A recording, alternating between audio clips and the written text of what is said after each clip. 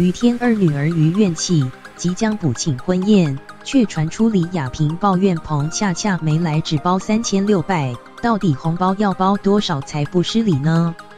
其实演艺圈有行情价，甄丽就透露，通常不到包3600是合理，人到包1万。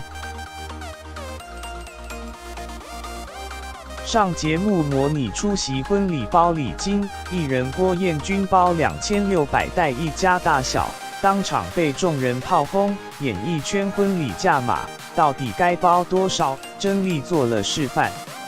甄丽，我有代办一律都是1万，代办是什么意思？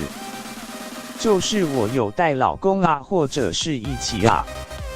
就是2位，我只占他，最多占他2个位置。通常我们不到是3600起跳，这是才是合理的。甄丽透露，代办出席包1万，不到则是3600。另外像是潘若迪以及造型师李明川也都大方给红包。不只是演艺圈名人，一般民众礼金到底该包多包少才不失礼数？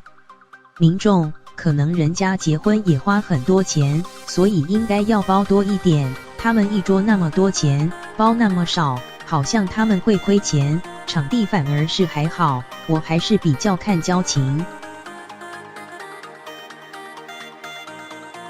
通常5星饭店一桌要3万左右，加1成服务费，单人至少得包3600。4星级的桌价在2万左右，单人包2000或2600是合理的。如果礼到人不到，大约包600至1200元。包礼金其实是心意，但数字也得漂亮才不失礼。